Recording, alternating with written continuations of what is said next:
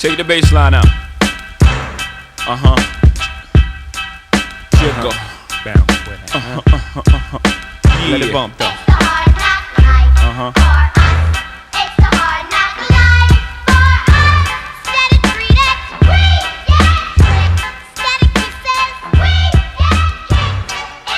Everybody, how's it going? Sorry we're a few days late. My cable went out and we had to wait to get the cable back up. But I've caught the episode now. I watched it at mtv.com, so here we go. Is it just me? Or do I feel a little bit ripped off? And I'm thinking you guys might too, because half the issues that we dealt with is all stuff that, well, has been dealt with for the past week or two, depending on which person you're following. Like, for example, Tyler and Caitlin dealing with trust issues. It takes some time to get past that, so I'm really hoping that the rest of season 2 is not just going to be them dealing with these issues the entire time. That'll really kind of make for a boring season for them.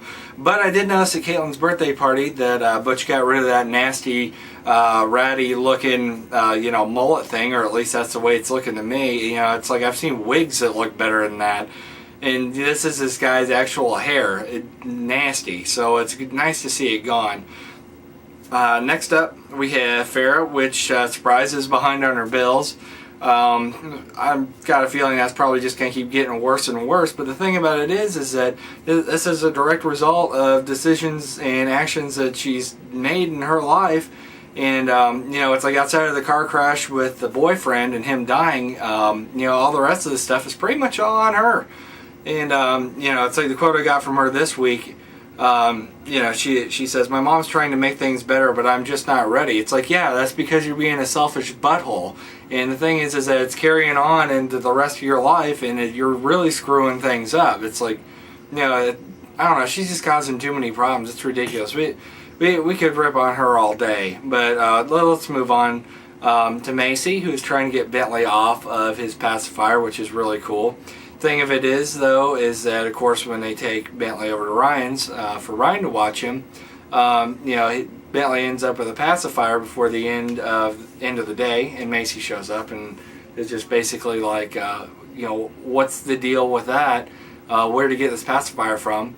And Ryan just kind of stands there and looks at him like, oh, I don't know, he must have a secret stash of them, like it's a stack of Playboys under a teenage kid's bed or something like that, and it's. Yeah, I'm sure he's got a bunch of pacifiers all stashed around the house, just in case he needs one. But then from there, here's another issue that came up last week that didn't get dealt with, and that's Macy never met Ryan's new girlfriend. So of course they're all standing in the dining room, waiting to be introduced, and Ryan just stands there like a complete idiot and doesn't say anything, just in silence, and then that's like the end of the scene. So, it's like it would have been nice to see anything happen there. So what I did is I wrote 3 different other scenarios that I would have liked to have seen.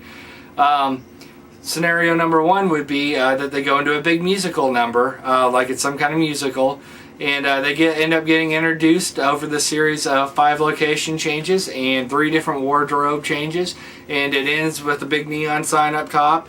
And, fireworks going off, and for some reason a 20-foot fountain behind them, because that's the way you do it. Scenario number 2, we actually end up finding out as they get introduced that Ryan's new girlfriend is actually a Terminator sent back from the past to save Bentley, who happens to be John Connor, from the evil T-1000, which actually happens to be Kyle, the new guy that Macy is dating. I thought that would work. That would make for a pretty action-packed rest of season 2, at least on them. At least a fourth of the episodes is going to be crazy scenes of Terminators. I thought that would be cool. Not going to happen, though, obviously. Scenario number 3, for some reason Kanye West shows up and goes to interrupt the scene, which would be incredibly rude, except for there's nothing going on. So it just ends up being really entertaining to watch Kanye West run his mouth for once. But let's move on. This week, Gary and Amber, they go down to Florida for spring break, which, what is it about people from Indiana, like going to Florida for spring break? If you're from Indiana, you probably recognize this. It's like there's no other place to go. It's like, heaven forbid you go to like New York or, I don't know, Los Angeles, Las Vegas, any other place but Florida, just one time in your life. But the thing about it is that made me laugh is that at the beginning of the episode, Gary actually has a scene where he has his shirt off and looks an awful lot like Phil Margera from Viva La Bam.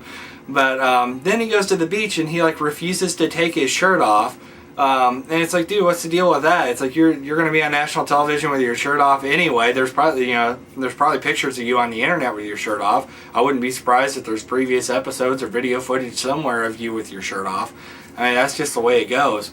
But then from there, they go ahead and they go on down to Florida, and the entire time Amber is just sitting there running her mouth, complaining, talking about how she wants Gary to propose, but she's not in control of that, and she can't do anything about that. Well, the whole time he's planning on doing it down there, and they talk about it when they get down there, and just basically making sure that they got some time they can get out on their own, and he can do that.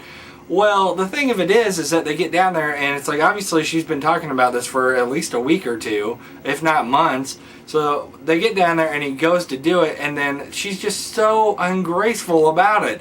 The entire time she's complaining about the words he's using, and the location and how it's being done, and well, I don't really know if you sound heartfelt and this, that, and the other. And it's like, if he didn't care, he wouldn't have planned it and he wouldn't be doing it and all that. I don't know. I just thought it was ridiculous, because the whole time it's like I'm just sitting there and she's talking. I'm like, shut the heck up and just run with it, okay? Most people will be ecstatic at this point, and it's like you're more worried about what's happening.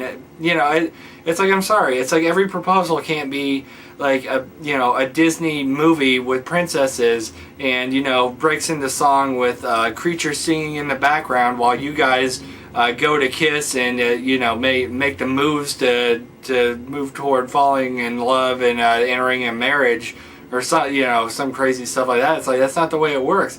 Most of the time it's usually something about right along the lines of what you saw happen on the television, minus Amber running her damn mouth. So like I said, it's like, shut the heck up and just roll with it. Stop pushing his buttons, okay? Be happy it's happening. Anyways, with that being said, I hope to get my video up next week a little bit sooner. Hopefully we don't run into too many complications. And other than that, I'll see you guys next week. Take the bass line out. Chill, go. Bounce with it. Let it bump though.